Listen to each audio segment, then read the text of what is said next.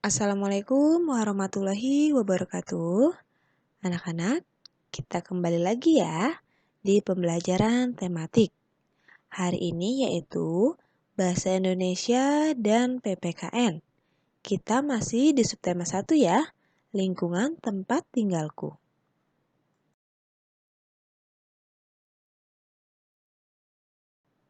Pelajaran yang pertama, Bahasa Indonesia.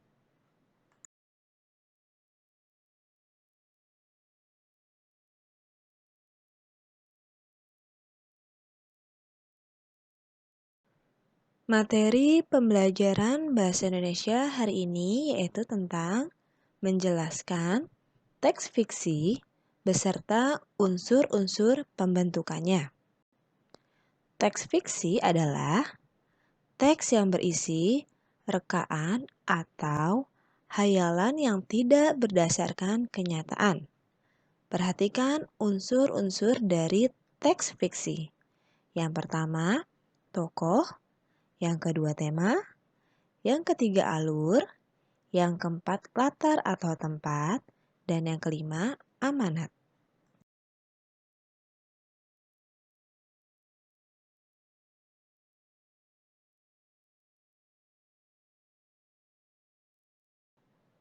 Tokoh adalah pelaku cerita atau sesuatu yang mengalami peristiwa di dalam suatu cerita. Kemudian tema. Tema adalah dasar cerita atau sesuatu yang menjadi pokok terbentuknya suatu cerita. Kemudian alur, yaitu rangkaian peristiwa atau kejadian yang terdapat dalam suatu cerita. Lalu latar, yaitu keterangan yang menjelaskan keadaan dalam suatu cerita. Latar dalam teks fiksi terbagi menjadi 3, yaitu latar tempat, latar waktu, dan latar suasana. Kemudian amanat, yaitu pesan yang terkandung dalam sebuah cerita.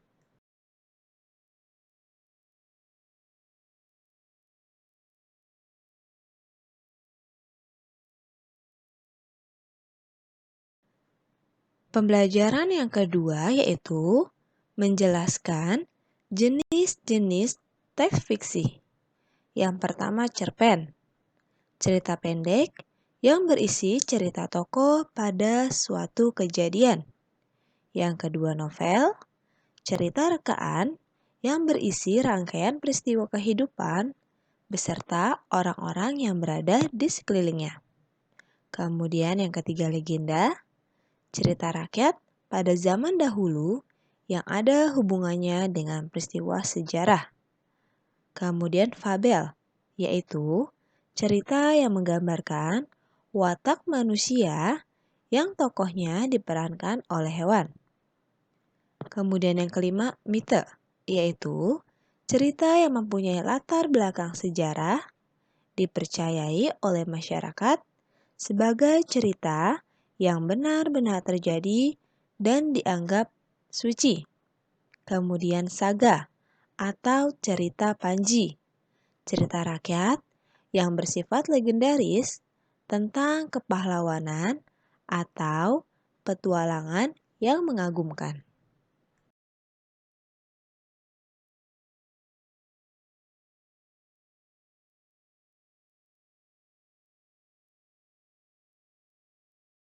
Selanjutnya, pembelajaran yang ketiga, menjelaskan amanat dalam teks fiksi.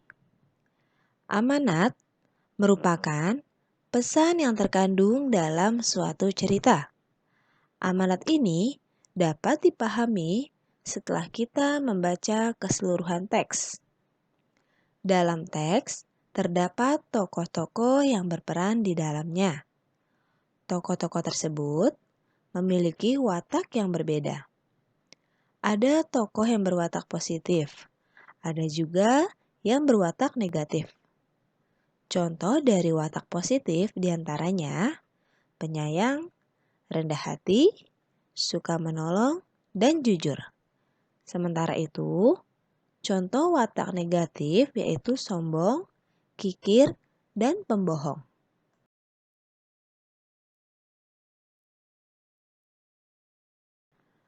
Ayo, coba kalian temukan amanat yang disampaikan pada cuplikan cerita berikut.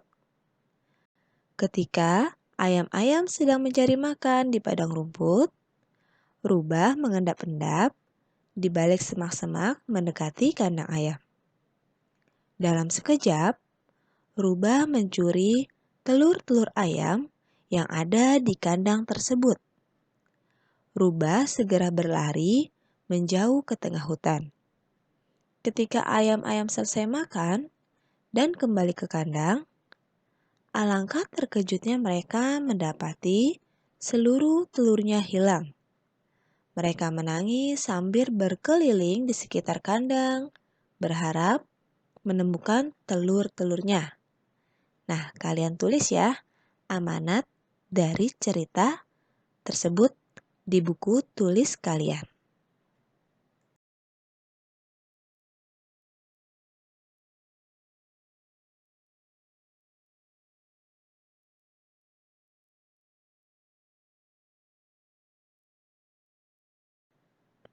Pembelajaran selanjutnya menjelaskan tokoh utama dalam teks fiksi.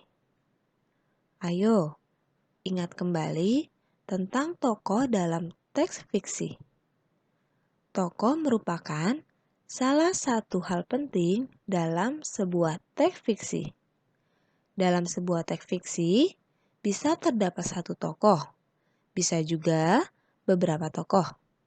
Setiap tokoh memiliki peran atau fungsinya masing-masing dalam suatu cerita. Tokoh utama disebut juga sebagai tokoh sentral. Tokoh utama merupakan tokoh yang menjadi pelaku utama atau tokoh yang mengalami semua peristiwa dalam cerita. Tokoh utama biasanya akan muncul mulai dari awal cerita, tengah cerita, hingga akhir cerita. Tokoh utama dapat berwatak positif atau baik dan juga dapat berwatak negatif atau tidak baik. Nah, ayo baca cerita tentang asal-usul Danau Toba pada buku tematik kalian halaman 24 sampai dengan 25 ya.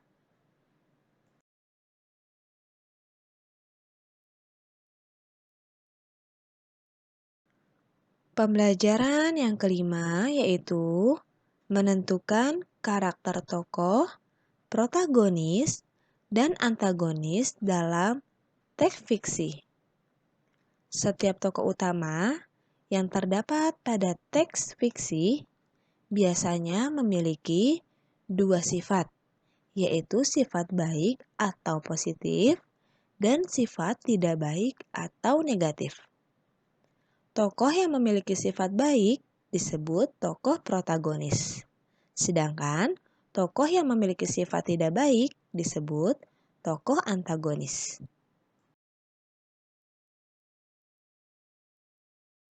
Selanjutnya, mengidentifikasi tokoh-tokoh dalam teks fiksi.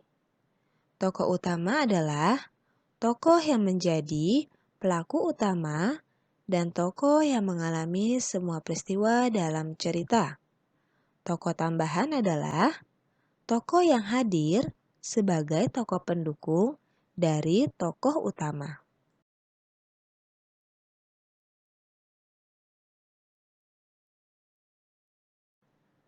Kalian dapat menentukan peran tokoh dalam cerita dengan membaca cerita secara keseluruhan. Selain itu, setiap tokoh tersebut tentunya memiliki watak atau karakter yang berbeda satu sama lain. Untuk mengetahui watak atau karakter tokoh, kalian perlu membaca cerita dengan seksama mulai dari bagian awal hingga akhir cerita. Dengan demikian, kalian dapat mengetahui dan memahami karakter dari tiap-tiap tokoh yang berperan dalam cerita. Pelajaran yang kedua, PPKN.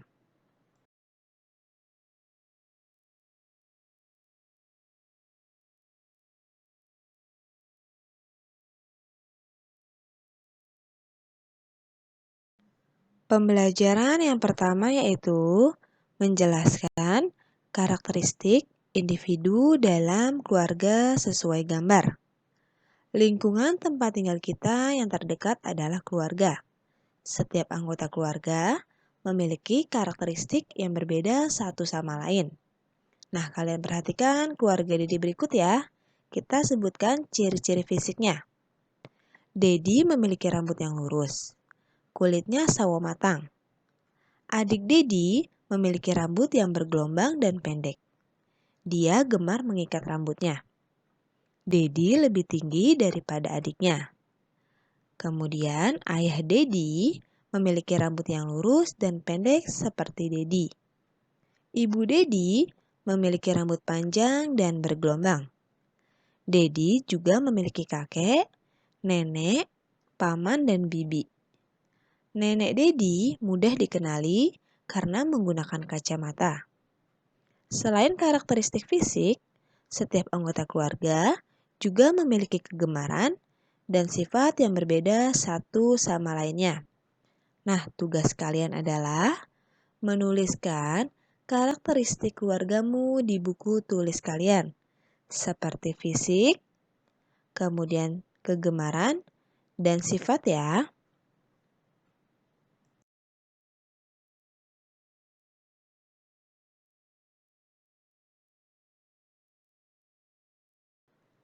Pembelajaran yang kedua yaitu menjelaskan karakteristik individu dalam keluarga sesuai gambar. Apakah kamu sudah mengenal karakteristik anggota keluargamu? Ciri fisik seperti apa yang membuatmu dapat mengenali anggota keluargamu? Ciri fisik dapat dikenali dari jenis dan warna rambut, warna kulit, bentuk mata, dan tinggi tubuh. Selain ciri fisik, kamu dapat mengenali anggota keluargamu dengan mengetahui kegemarannya. Contohnya, pada gambar ya. Pasti alat pancing ini milik ayah.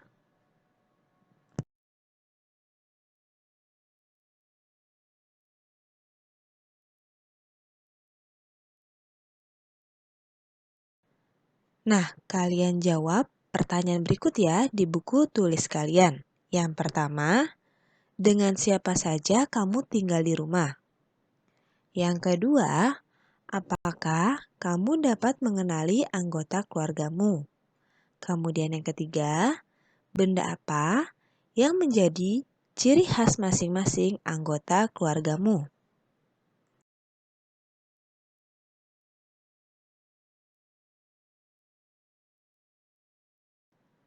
Pembelajaran yang terakhir yaitu menjelaskan keragaman karakteristik individu berdasarkan gambar. Setiap anggota keluarga mempunyai ciri dan kebiasaan masing-masing.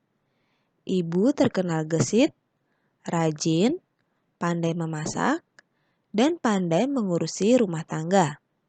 Ayah terkenal rajin dan giat bekerja tanpa mengenal lelah. Penyayang, melindungi, dan tegas. Setiap orang diberikan kelebihan dan kekurangan tertentu oleh Tuhan Yang Maha Esa. Harapannya adalah agar kita dapat saling melengkapi satu dengan yang lainnya. Alhamdulillahirrabbilalamin, selesai sudah materi pelajaran hari ini yaitu Bahasa Indonesia dan PPKN. Semoga bermanfaat untuk kalian ya. Jangan lupa kerjakan tugas yang Ibu berikan. Yang pertama yaitu Bahasa Indonesia. Ada di slide 7. Kalian tentukan amanat dari cerita tersebut. Kemudian tugas yang kedua yaitu kalian baca cerita asal-usul Danau Toba pada buku tematik kalian halaman 24 sampai dengan halaman 25. Setelah itu, kalian jawab pertanyaan nomor 1 sampai dengan nomor 5. Tugas yang ketiga yaitu PPKN. Kalian tulis karakteristik dari keluargamu, yaitu seperti ciri fisik, ciri kegemaran, kemudian sifat. Kalian tulis ya jawaban kalian semuanya di buku tulis kalian. Terima kasih. Wassalamualaikum warahmatullahi wabarakatuh.